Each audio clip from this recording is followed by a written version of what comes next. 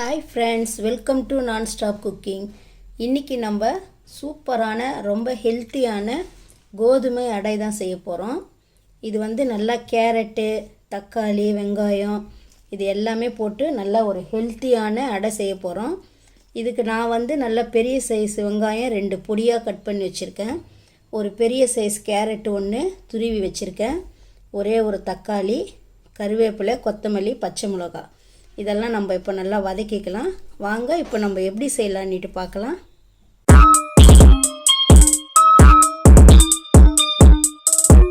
இப்போ நம்ம கடாயில் ஒரு 2 டீஸ்பூன் எண்ணெய் விட்டுருக்கேன். இதில் கொஞ்சமாக சீரகம், கடுகு போட்டுக்கலாம். இது நல்லா பொரிஞ்ச உடனே நம்ம கட் பண்ணி வச்ச வெங்காயம் போட்டுடலாம்.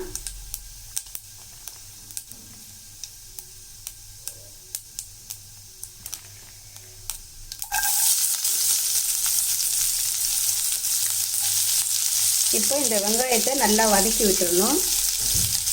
இதிலே நம்ம கட் பண்ணி வச்ச பச்சை மிளகாவும் போட்டுடலாம். இப்போ இந்த வெங்காயம் நல்லா கொஞ்சம் வதங்கணும். இப்போ இதில் நல்லா வதக்கின பிறகு இப்போ இந்த வெங்காயம் நல்லா வதங்கிடுச்சு. இதிலே நம்ம கருவேப்பிலை போட்டுக்கலாம். இதில் துருவின கேரட்டையும் போட்டுடலாம்.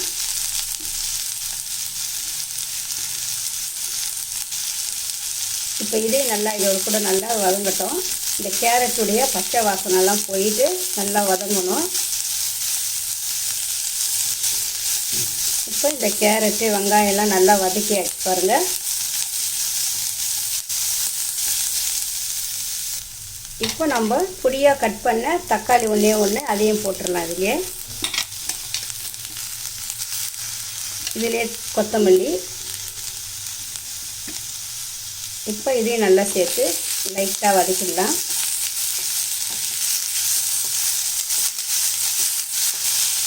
இப்போ இந்த கேரட்டு, தக்காளி, வெங்காயம் இது எல்லாமே நல்லா வதக்கி நம்ம இதை ஆஃப் பண்ணி நல்லா ஆற வச்சோம். இதை பாருங்கள். இப்போ இந்த வெங்காயம், தக்காளி எல்லாமே நல்லா வதங்கிடுச்சு. இப்போ நான் ஸ்டவ் ஆஃப் பண்ணிவிட்டு இதை நான் ஆற வச்சிடுறேன். அவ்வளோதான். இப்போ நான் ஸ்டவ் ஆஃப் பண்ணிட்டேன். இப்போ நம்ம இந்த கேரட்டு, இந்த வெங்காயத்துக்கு தேவையான அளவு மட்டும் சால்ட்டு போட்டு நம்ம நல்லா கிளறி விட்டுடலாம். கிளறிட்டு நம்ம ஆற விட்டுடலாம். நம்ம ஏற்கனவே மாவுக்கு பிசையும் போது நம்ம சால்ட்டு போடுவோம். இப்போ இந்த காய்களுக்கு தேவையான உப்பு மட்டும் நம்ம இதில் போட்டுடலாம். அவ்வளோதான். இப்போ நான் 2 கப்பு கோதுமை மாவு எடுத்திருக்கேன். இந்த கோதுமை மாவுக்கு தேவையான அளவு நம்ம சால்ட்டு போட்டுடலாம். இதை நல்லா கையில் கிளறி விட்டுடலாம். இப்படி இப்போ வெங்காயம், தக்காளி, கேரட்டு இது எல்லாமே நம்ம நல்லா வதக்கி வச்சுருக்கிற இந்த இதையும் போட்டுடலாம். இதிலே இதுக்கு தேவையான அளவு நான் சால்ட்டு போட்டிருக்கேன். இப்போ இது நல்லா நம்ம ஃபஸ்ட்டு நல்லா அப்படியே கிளறி விட்டுடலாம். இந்த மாவில் இதை நல்லா பிசைஞ்சு விட்டுட்டு அதுக்கப்புறமா நம்ம தண்ணி விட்டு பிசையணும்.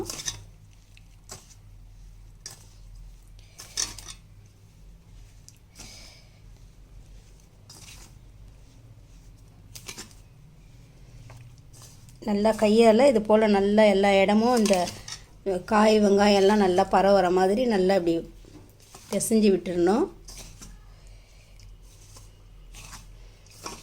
இது நம்ம சப்பாத்திக்கு பிசைகிற மாதிரி கெட்டியாக பிசையக்கூடாது. கொஞ்சம் தளர்த்தியாக பிசையணும். அப்போ தான் நம்ம அடை தட்டுறதுக்கு நல்லாயிருக்கும். அவ்வளோதான். இப்போ நல்லா இது பிசையாச்சு. இப்போ இதிலே நம்ம தண்ணி விட்டு கொஞ்சம் கொஞ்சமாக தண்ணி விட்டு நம்ம பிசைஞ்சிக்கலாம்.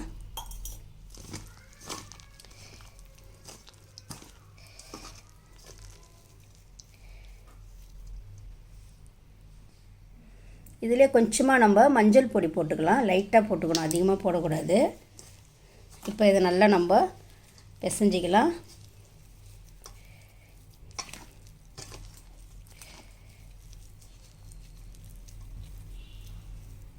நல்லா தலைன்னு கொஞ்சம் தண்ணி விட்டு நல்லா பிசைஞ்சிக்கணும் இதை. இப்போ பாருங்கள், நல்லா இதை பிசைஞ்சாச்சு. இந்த அளவுக்கு நான் பிசைஞ்சிருக்கேன் பாருங்கள். இந்த அளவுக்கு இருக்கணும். அப்போ தான் நம்ம அடையாக தட்டி போடுறதுக்கு நல்லா சாஃப்டாக இருக்கும் இது. இப்போ இதை நம்ம ஒரு பிளாஸ்டிக் சீட்டில் வந்து நம்ம இதை அடையாக தட்டி போட்டு சுட்டுடலாம். இப்போது இந்த பிசைஞ்சு வச்ச மாவுலேயே நான் வேர்க்கடையிலேயே வறுத்து கொஞ்சம் இதை போல் ஒன்றும் பாதியமாக பொடி பண்ணி வச்சுருக்கேன். அதையும் இதிலே போட்டுடலாம். நான் ஃபஸ்ட்டே மாவில் பிசையும் போது போடுறதுக்கு மறந்துட்டேன். இப்போ இந்த வேர்க்கடலையும் நல்லா நம்ம இதில் போட்டு நல்லா பிசைஞ்சு வச்சிடலாம். நம்ம மாவு வந்து இதில் பிசையும் போதே நம்ம இந்த வேர்க்கடலையை வறுத்து கொஞ்சமாக ஒன்றும் பாதியமாக பொடி பண்ணி இதிலே போட்டு பிசைஞ்சிடணும். இப்போ இதை நல்லா நம்ம பிசைஞ்சிடலாம்.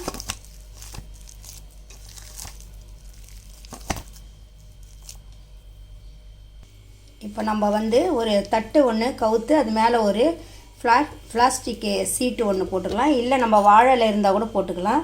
இதில் லைட்டாக கொஞ்சம் எண்ணெயை தடவி விட்டுட்டு நம்ம இந்த அடையை இதிலே தட்டிக்கலாம்.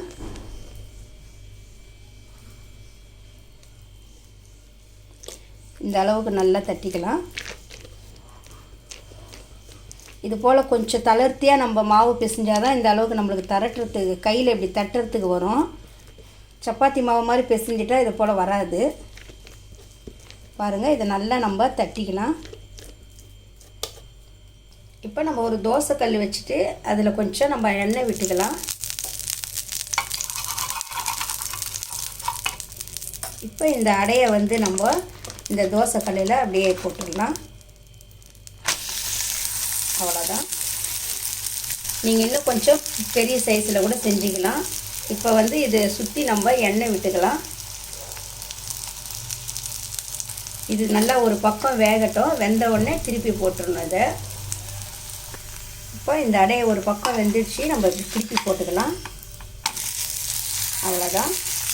நல்ல அடை வந்து ரொம்பவும் டேஸ்ட்டாக இருக்கும். இது கேரட்டு நம்ம வெங்காயம் எல்லாமே நம்ம வதக்கி போட்டிருக்கோம். இப்போ இன்னொரு பக்கமும் நம்ம லைட்டாக எண்ணெய் விட்டுக்கலாம். நீங்கள் இதுக்கு நிறைய எண்ணெய் விட்டு தான் செய்யணுன்ட்டு இல்லை, கொஞ்சமாக விட்டாவே நல்லாயிருக்கும். இதுவும் இந்த பக்கம் நல்லா வெந்ததுக்கப்புறம் நம்ம எடுத்துக்கலாம். இப்போ இது இன்னொரு பக்கமும் நல்லா வெந்துடுச்சு. இதை எடுத்துடலாம். நம்ம இதை எடுத்துட்டு இன்னொரு அடையை அதே போலேயே நம்ம போட்டுடலாம். இப்போ இதில் கொஞ்சம் சுற்றி நம்ம எண்ணெய் விட்டுக்கலாம். இதே போல் நம்ம எல்லா அடையுமே சுற்றி எடுத்துடலாம்.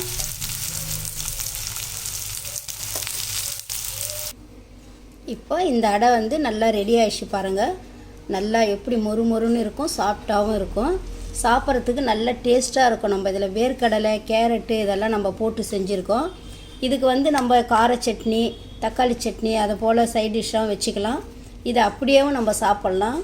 குழந்தைங்களுக்கும் இது நல்லா கொடுத்தோம்னா ஹெல்த்தியாக இருக்கும். நம்ம கேரட்டு, வேர்க்கடலைலாம் போட்டு செஞ்சுக்கிறதால நல்ல ஒரு ஹெல்த்தியான அடை இது.